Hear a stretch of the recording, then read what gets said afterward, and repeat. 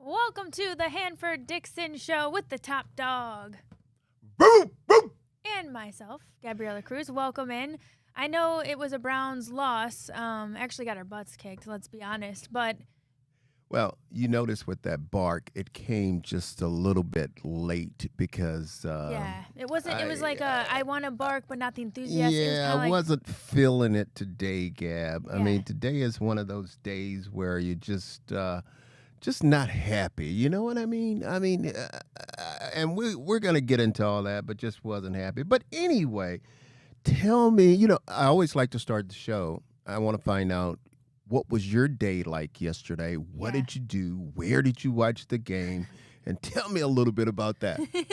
I know that's your favorite question. You're always like, yeah, I just can't wait to talk about what I was up to. Yeah, because you know what? It's weird. Bones, you got to understand this. I love to know where Gab is and what she's doing. I see her. I don't care if she's out somewhere.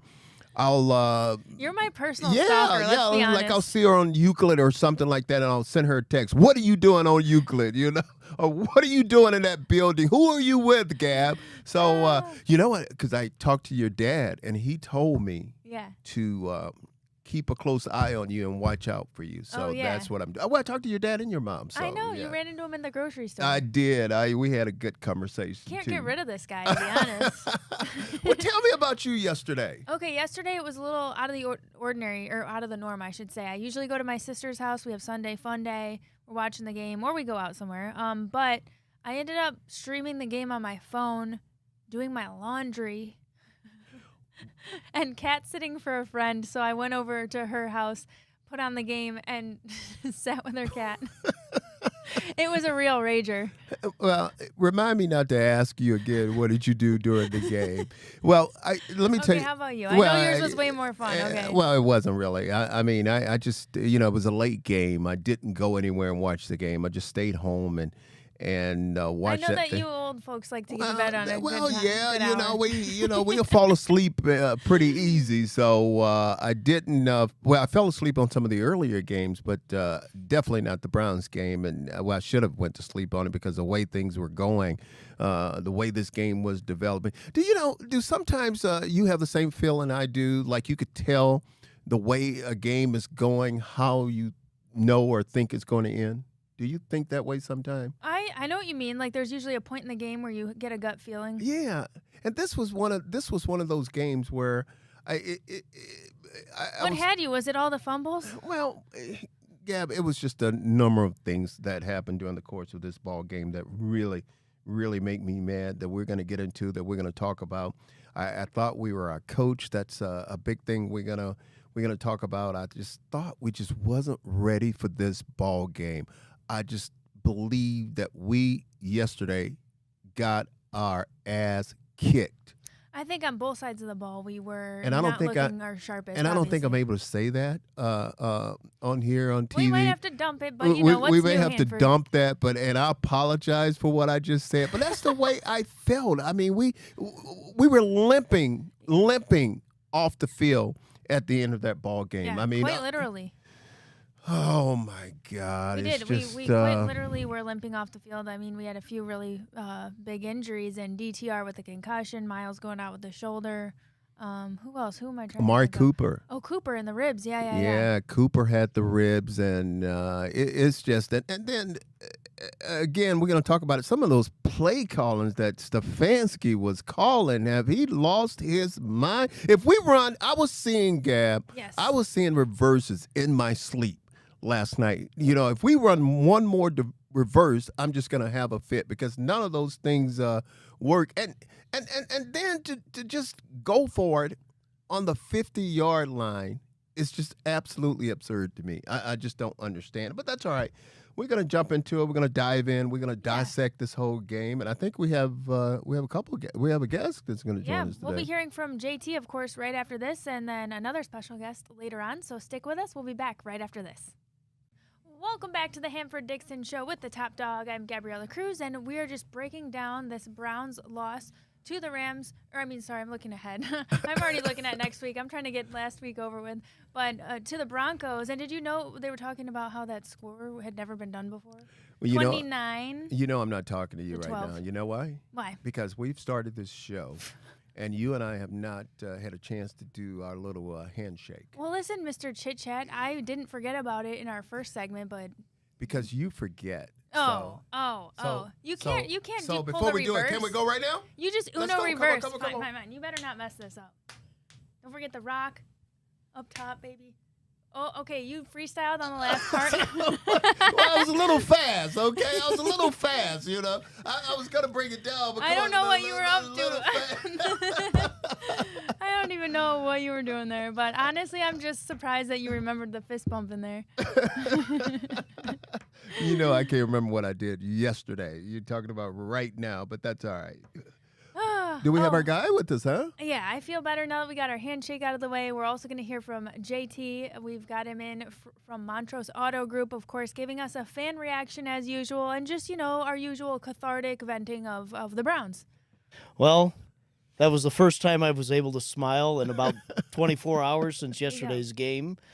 So I appreciate the funny handshake. That's pretty good. That's what we're here for. Yeah. Yesterday was abysmal. That was absolutely atrocious from the jump, from the coin toss on. It was, at least sitting there on the couch watching the game, we lost every single facet of that game, whether it was offense, defense, special teams, coaching. I mean, you name it. It was not fun to watch. I don't think there was but maybe one play, maybe two plays that got you a little excited in yesterday's game. The rest of it was, what are we doing? Yeah. What are we doing? I was playing tricks on my brain because I was I just decided I'd watch it from Denver's perspective, and I was like, I'm having way more fun being a Denver fan.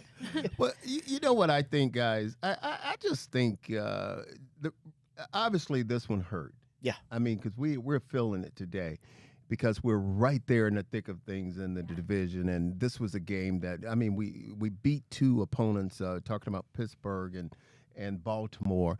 And here was a game I think that we should have won. We was expecting to win this ball game, but we just didn't get it done. And I think that's what really hurt.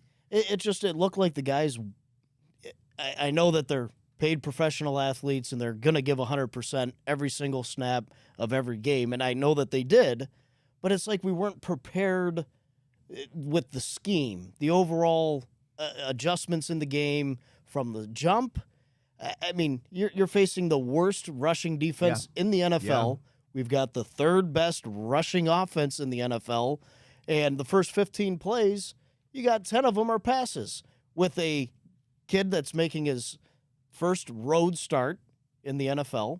And we're putting it in his hands, trying to outsmart is what it seemed like. Or am I wrong? I mean, Hanford, what did you think about that? You've been Starting in the game, not on the ground. Well, let me tell you guys this. People could say what they want to say about Sean Payton, their head coach. People talked about him because you remember he came out and Hackett, who was used to be with this football team, came out and made those comments about him. But I'm telling you, Sean Payton coached his butt off yesterday during this ball game.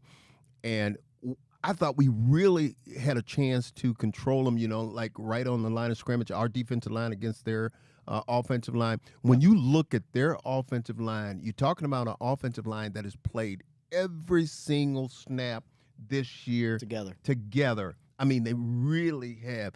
I mean, they're not good at run blocking, and they're good at run blocking, but they're not very good at protecting the quarterback because they've given up the fourth most sacks this year, and we didn't really sniff this guy. No, we're sitting there, and I'm watching it, and Russell Wilson, professional Super Bowl champion, comes up to the line, diagnoses exactly what we're going to do, calls an audible, runs the opposite way of where we got the rush defense coming from, and they just chunk play after chunk play, 7, 8, 10, 15-yard on first down, and that's not who we are, and that's not what we've seen all year. We're seeing 2nd and 9, 2nd and 11, 3rd and 8, 3rd and 9. You never saw that in yesterday's game in that first half, and that's what was frustrating. Gabby, let me tell you this. JT knows his football because let me tell you why. Because that's why I said we got our coach yesterday. Yeah. Because Sean Payton and those guys, when they looked at the defense that we were in, you're exactly right. And Russell Wilson came to the line, checked off right away, and they was just, I mean, they were running the ball anywhere they wanted to on us, and they was killing us. Yeah, and you could have an entire 11 guys on defense be first-round draft picks, and you're still going to get out-schemed. Yeah, I mean, the ability to adjust and adapt on the fly, I think. It's tough, and we're not even talking on the offensive side, which was just, God, that was so frustrating to watch. You know, I don't know where they're going to go. I don't know what they're going to do. I know that you got to forget it, clear it, move on to the next one. Let's prepare. We're still in the thick of it, like you just mentioned. You know, we've got a legitimate shot to get into the playoffs, and anything can happen once you're there. We got to focus on this coming week, forget what happened on Sunday, and move forward. It's my mentality of it. Before I ask you about what kind of deals you have over there, I want to ask you about our quarterback. Did you see the hit that he took yesterday? Well, we were. I'm not laughing at it again. No, but I'm yeah, just but saying. you said that Hanford.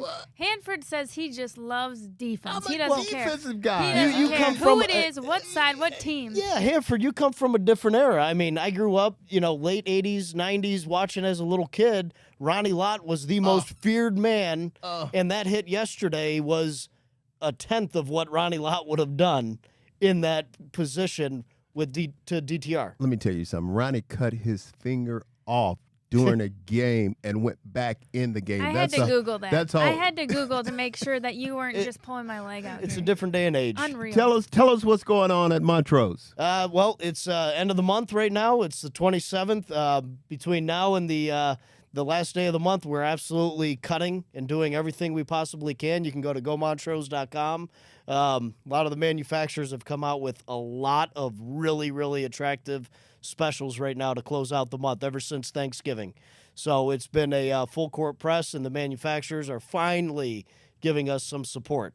Tell us about the stores and the location. So we've got a Ford store in Fairlawn. We've got a Chrysler, Jeep, Dodge, Ram, and Chevrolet and GMC out in Ashtabula.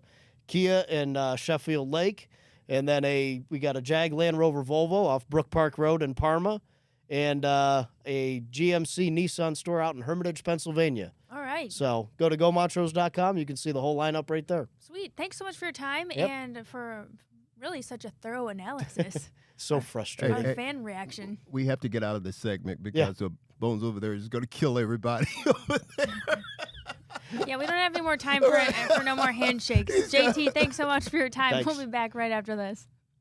Welcome back to the Hanford Dixon Show. We were just breaking down this Browns loss, Hanford, and I feel like everyone and their brother on the radio, we're already dissecting so much into this game that it's exhausting, and we need a little bit of a high note, on our show. One of the cool things is that we get to talk to a lot of your former teammates and pals of yours who've played the game and played the game for, a long time.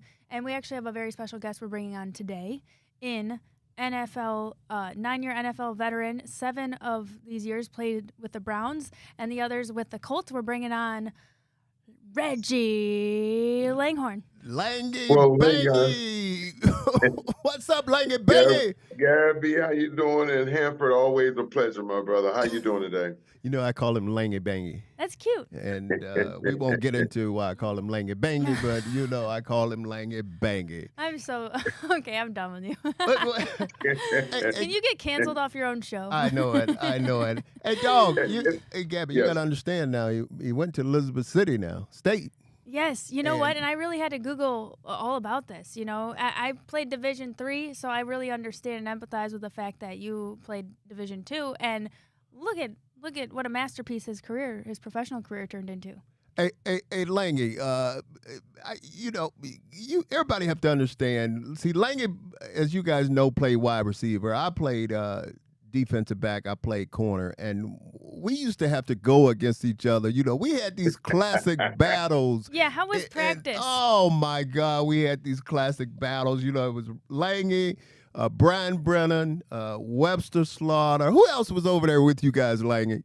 Eric it was Metcalf came Killer, later. which is Gerald McNeil, the Ice Cube, and Clarence Brothers, and Big Pounder Glenn Young.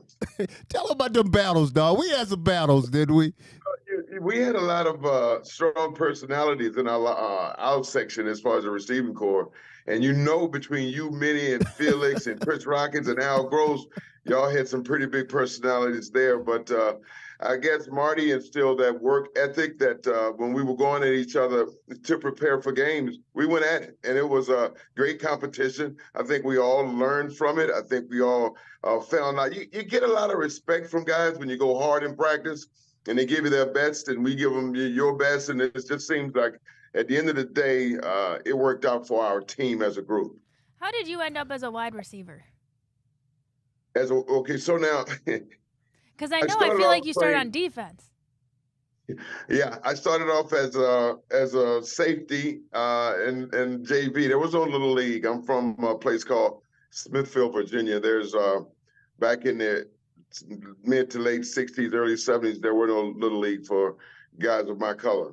So we started JV. I played safety, and then we had I went to offensive guard and linebacker my second year of JV. Then I played defensive end, was all conference as a sophomore. And then I went back to defense as a junior, and I kept intercepting the ball from all the receivers. And then they said, well, why don't you come over here if you're going to do that? And I started playing receivers the next game. I started as a receiver, and then I played receiver for the rest of the time. And then my high school, we graduated 134 people. So it wasn't a very big school, but there were some pretty good guys, but I was one of the only guys that got a chance to play in the NFL. We could really use your sticky hands right now. I think it was, 3, 4? I think PFF had it at 4 dropped passes, but we were thinking it had to be at least 5. It was at least 5. Anyway. It was at least 5. I got to say this. So my story is pretty much totally different than his because I was playing wide receiver. Wow. I was playing wide receiver. And the reason why I switched to corner, obviously, I couldn't catch. But I didn't like being hit, because those defensive backs, and they would hit you all the time. And I couldn't take that pounding, Langhorne. So I said, I'm switching over. I want to deliver some of that pounding instead of taking it. So it's pretty much the same story that you had, but opposite because you were at safety and you went to wide receiver, and I was at wide receiver. And I went. But you couldn't catch, and you didn't like to get hit. I didn't like to get hit.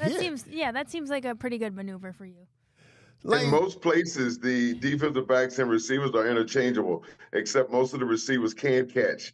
Unlike the team that we have right now, and unfortunately, we're putting the ball on the ground quite a bit. And I'll always say that you don't really catch with your hands; they're just tools to use. You catch with your eyes. Okay. We have a lot of bad concentration with the guys. The last 6 inches of the ball getting in your hand is where you need to see where the ball is. And that's why I'm amazed that so many drops. In the middle of the season is odd. Well, but the last thing you want to do is get that feeling of the drops. Do you think it is just a concentration thing, or do you think part of it has to do with the timing and the different quarterbacks we've had switching out already to this point in the season? Anytime someone says that about quarterbacks, I think it's an excuse. And I don't care. If you're this deep in the season, I don't care who really throws a ball. It's still a ball. It's still where the ball is within the framework of your body. You catch it. Even if it's a left-handed quarterback, I don't care.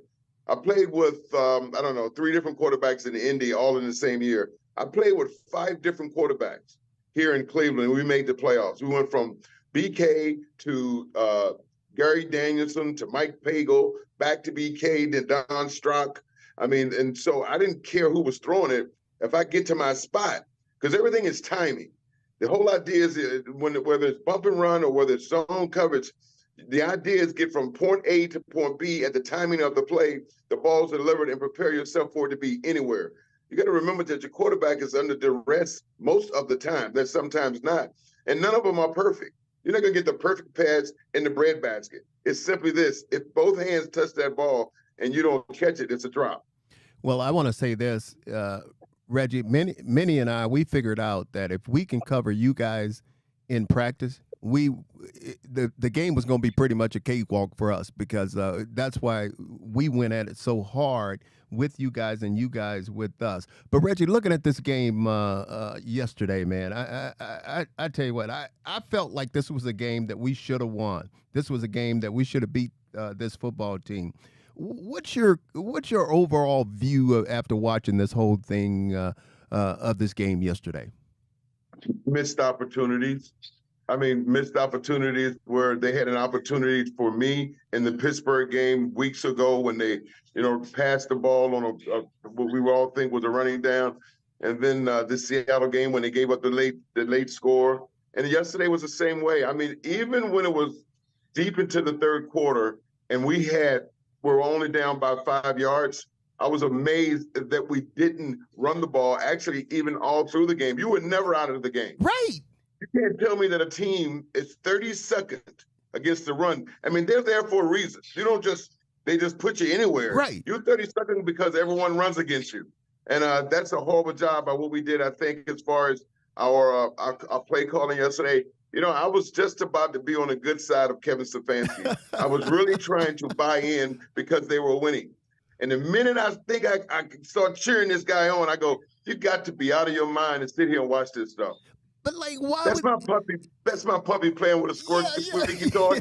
I'm gonna go get that thing from her. I'll be right back. Okay, go ahead. But what I was gonna say, Gabby, is obviously we have a new quarterback in, okay, and then we're talking about we had a new quarterback in, talking about DTR, and then PJ went in. Yeah. What the hell are we doing trying to throw the ball that much when we can run the ball the way we running it? I agree with you. That was crazy. Listen, Tom, I think, I don't know if everyone thinks that one guy is smarter than the other and we're going to outcraft them. I believe. Sometimes you impose your will against a football team. And we have the people, the personnel up front to push the power. We have some nice little running backs. No, it's not Nick Chubb. We get it. But we've had success doing what they've been doing by running the football and great opportunities, and they refused to run the ball in those times yesterday. Take the ball out of your quarterback's hands. They are not the stars of your team. Yeah. The I think other Jerome players Ford are. was averaging 7 to 10 yards and still not a whole lot of production there. Like you said. Right. And then, the three running backs that we have, they're running by committee. I mean, these guys are very capable of getting it done, and they've been getting it done. But well, I don't say God. I'm just saying, damn it. That's all I'm going to say. Damn it. I mean, it's crazy. And then if I see one more reverse, Lang, I'm going to go crazy. Has any of them worked? No. I mean, you run trick plays that work. I don't know if we've seen that play work this year. Has it? Maybe you need to stick to the bare bones of what works before you get allotted, you get the license to go trick plays. What do you think? Yeah, I mean, I have to say this, guys, and Lang just hit on it a little bit, Stefanski. Langhorne, I don't think Stefanski was just our coach, which I think he was our coach, but also when you look at, I think all of them were out coached yesterday. You got to look at Jim Schwartz on defense too, because Russell Wilson was coming up to the line, Lang. He was checking off, and I'm telling you, every time he checked off, they was just running right on us, man. They were calling traps at the line of scrimmage.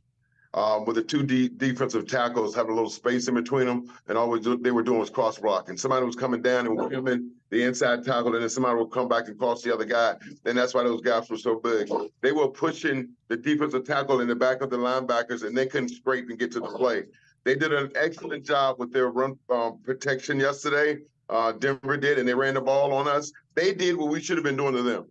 And that's simply running the ball down their throat. And it would have been a close game in the fourth quarter. You would have an opportunity to win this football game. But the way it went, it took you right out of the game, out of your mojo.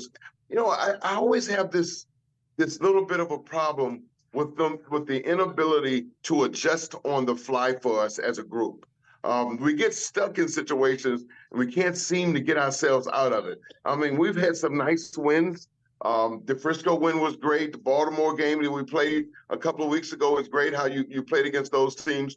But to be consistently good, you had no reason to be losing to Denver. It's going to be tough to play there, the altitude, blah, blah, blah. All that stuff is real.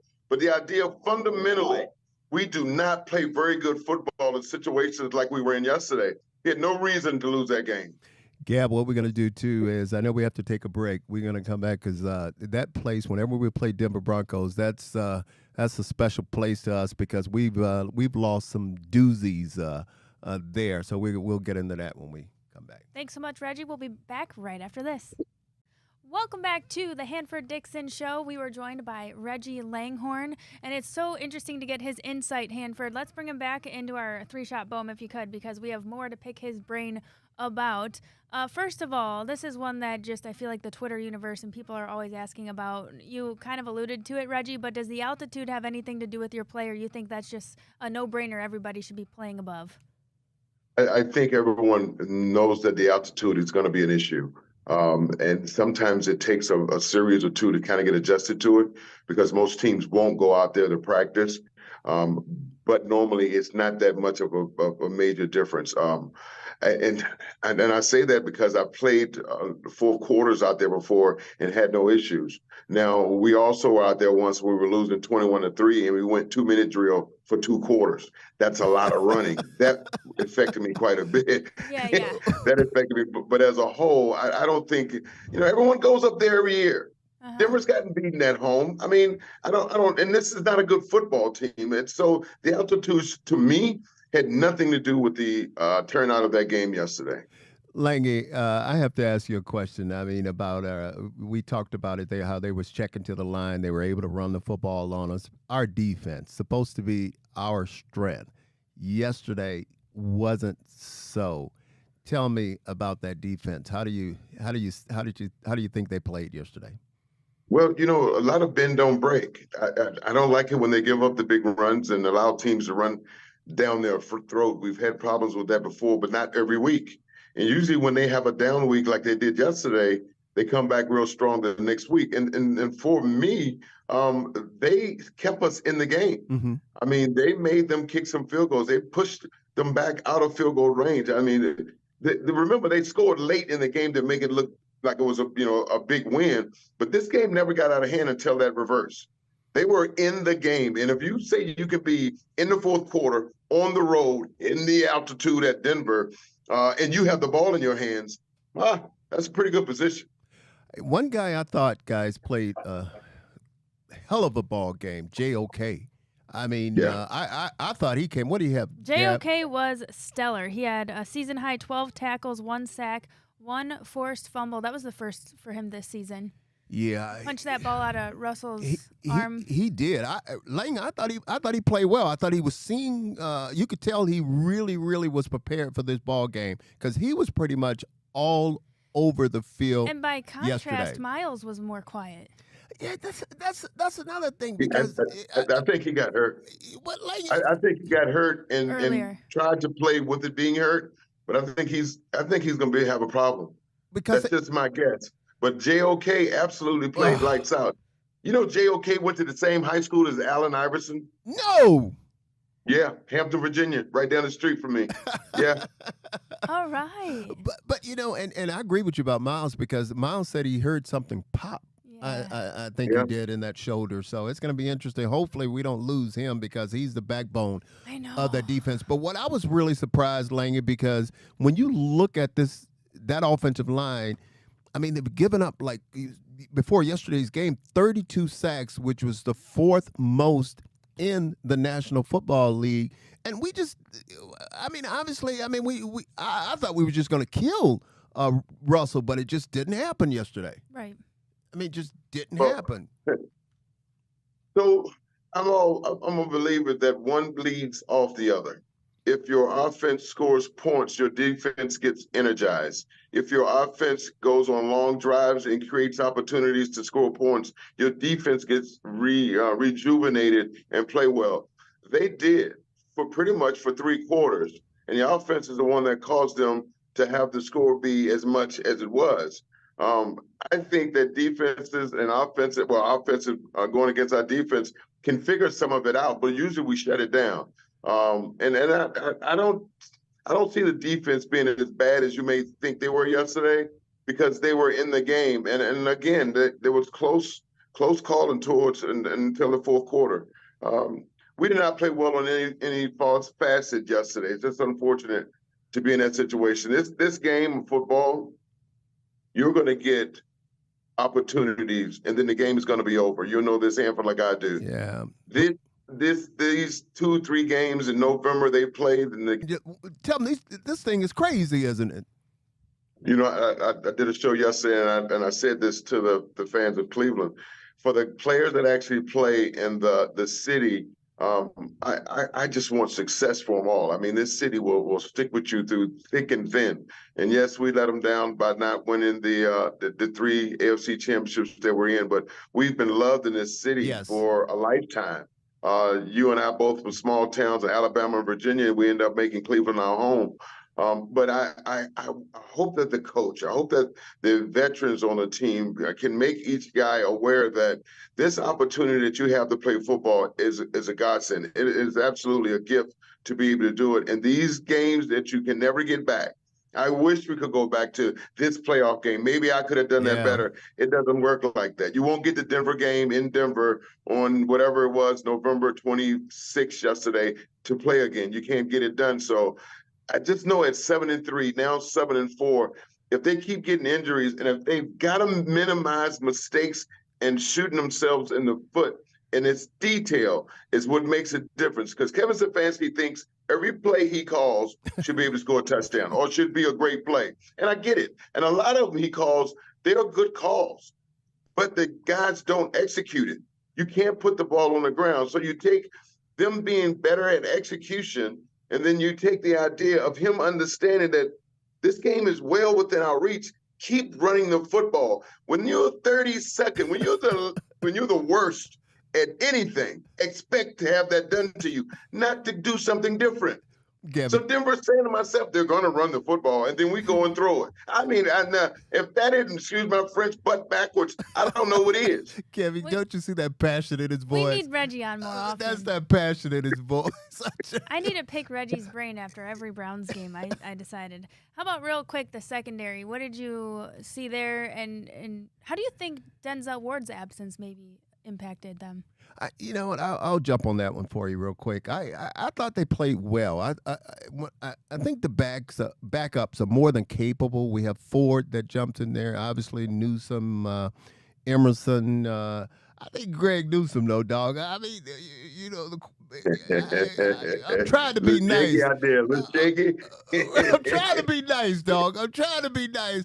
You know, he talk a lot, though. He talk a lot. You know, you just got to back it up. You got to back it up. Reggie, go ahead. You weren't a guy that held your words too much when you were playing either. But, dog, I'm backing my shit up, you know. Yes, sir. I mean, I'm sorry, dog. I let off one again over there.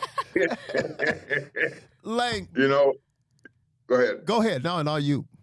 No, I think they're all very good, talented players, and they all can cover anyone, on any given Sunday. The thing is, when you don't get that pass rush that we thought we would have gotten, then the guys in the back end are going to be suffering because those receivers are good receivers, and they're going to get open. You can't cover somebody all day long. I don't even know if we created a lot of pressure for Russell Wilson yesterday. So that being said, that makes it tough on the secondary. You would not want to cover somebody 4.5, 5 seconds every play. That's a long haul.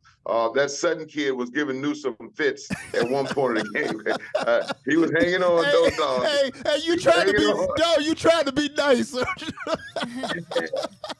Like, I can't let you go without this because every player, I know me, you, we have maybe a favorite play of his career. Talk to us about like one of your favorite plays. Well, and I'll tell you a quick story. Okay. And this is something that there's a lot of touchdowns and there's a lot of scores and things, and I don't have a lot of them, but I remember winning games like a double overtime against the Jets. But for the 1988, when we lost BK opening day, and Danielson got hurt a couple of weeks in Pago, then Don Strock comes in with his golden tan from Doral Country Club, and we were playing Houston the last game of the year. We were 8. We would have been 7 and 8 at the time. If we beat Houston, we go to the playoffs. And we had been fighting all day, but we were behind.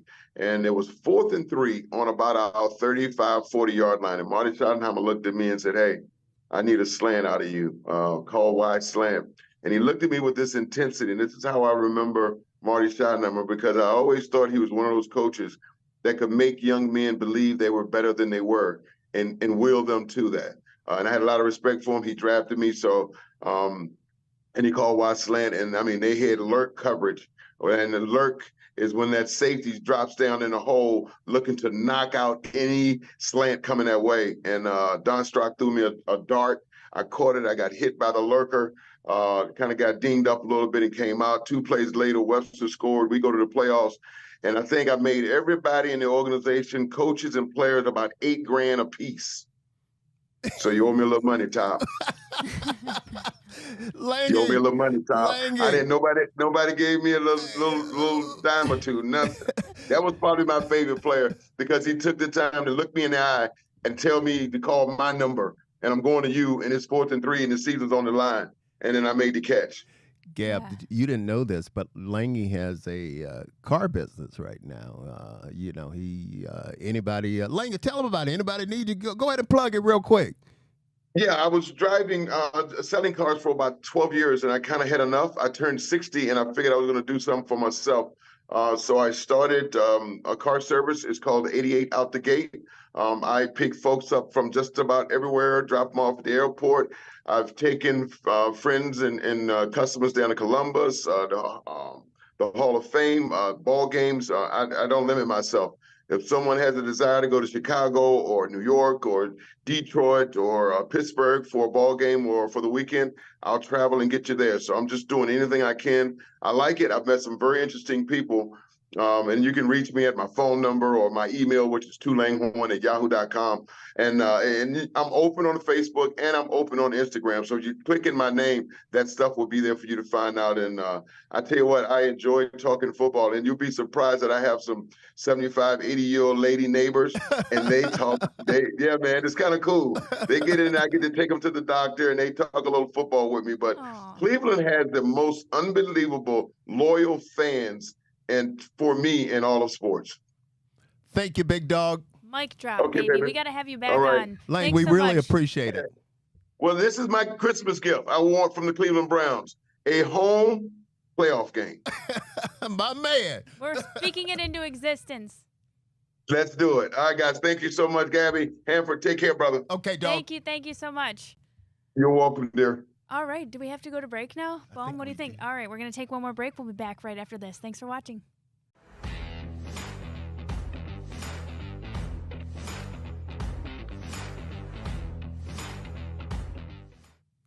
Welcome back to the Hanford Dixon Show. I'm Gabriella Cruz. What a treat to have Reggie Langhorne on. He's so great. You know what? You was just reading my mind. I was just thinking about that, and I said, obviously, everybody that comes on our show, the only reason why they come on our show is because of you, not me.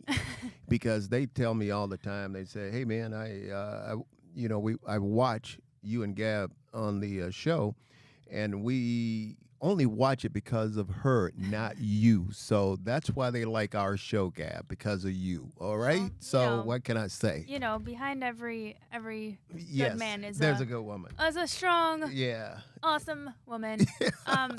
He's great. His storytelling is awesome, too. I know that I'd love to have him on again and talk a little more about his career and things like that, too. Another small-town guy like yourself who... A lot of good stories, didn't he? Yeah. A lot of good stories. For sure. A lot of good stories. And he's... and what I liked about it, too, see, the thing about Reggie and a lot of the guys we have on the show, they are not afraid to voice their opinion of how they think the direction this team is going, how the team played, and those things. And that's what we want. Yeah. We like to hear that. And you're right. You're uncensored, all right. Well, we have to literally go and bleep you out. You guys have to forgive me. I'm just so emotional about when we lose a ball game, especially a game that I felt or thought that we should have won. And I understand. It just hurts because we have this everything right here where we can. And I'm reading your mind now because I know the next question you're going to ask me about the division, right? Oh yeah. So sure.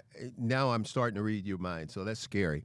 But about the Steelers Bengals. Yeah. When you look at it right now, I mean, we talked about it. We just beat Baltimore. We just beat Pittsburgh, and we go out to. We should have beat this team, Denver, and we didn't. And now we're fighting, even though we're still in the playoff hunt. I hate to start talking about the playoffs at this point in the season, but you have to kind of keep an eye on it right now because looking at the AFC, I actually think the Bengals are cooked. I mean, I really do, because Burrow's hurt them, and then yesterday they didn't have Higgins, one of their great wide receivers, and obviously they lost against the Steelers. Steelers were able to pull that game out, and now the Steelers are still breathing down our neck because they have, I guess if there's a tiebreaker, they would win. So, and then Baltimore obviously took another big step, but Baltimore's schedule is so tough. I mean, they have some teams looking at that schedule that are really, really tough, Gab. So we have to do what we have to do. But I always say, and you've heard me say this a ton and ton again, if we take care of our business, then we should be okay. We got to take care of business. Okay. Is that our next T-shirt? That's our next T-shirt. Okay. Well, we are going to LA to face the 5-6 Rams this week. They're coming off back-to-back wins over the Seahawks and Cardinals. Real quick before we take our last break, what makes the West Coast games so difficult? You know, because it's that different. Obviously, it's a time change. I mean, you have that. That's why you have a lot of teams that will go out there. I think I was talking to Ozzy, and he said they left Friday morning. That's when they were going to go out there to get acclimated to that time. But it's just you know, you just don't different, you know, you're so used to doing we're creatures of habit. We're used to doing things at a certain time, and then when you get out there, you just get thrown out of whack. So all out of whack. Yeah. Well, we still got to take care of our business. We got to take one final break, and we'll wrap up with your final thoughts, really, Hanford, right after this. Welcome back to the Hanford Dixon Show. I'm Gabriella Cruz, and we've only got, listen, Hanford, a minute 45. The clock is on. Really quick. Is it Flacco time? How did I know you were going to go there? I knew you were going to go there. I don't think it can hurt. I just don't want to destroy DTR's confidence. I don't want to. He's still a young quarterback, but Flacco can't hurt. I'm not there at practice. I'm not watching him every day. Yeah. Flacco's 38, 39 years old, but if he can still play, I mean, obviously the guy's won a Super Bowl, so who knows? I mean, it can't hurt. Yeah, let's sneak in one of our bet projections. Okay. Of course, download that Tipico app. Cleveland opened as 4.5-point underdogs in Los Angeles. Do the Browns bounce back and win this game? What do you think? This is a tough game. Again, they're pretty much staying on the West Coast. This is a tough game, but I think I think we bounce back because after a tough loss, I think the Browns will bounce back, and I think they will win this game. They need it, and our fan base needs it. You guys talked about it. We have the best fans. We need this for the fans. We need it. We need it. Go Browns! Do you want to do the handshake really quick? We have time. You can't do it, though. You can't remember it. Wait a minute. 1, 2, 3, 4. Don't forget the fist bump, elbow to the top. Woo! All I right. remembered. I was slow that time. We'll see you next week. Good show, Gab.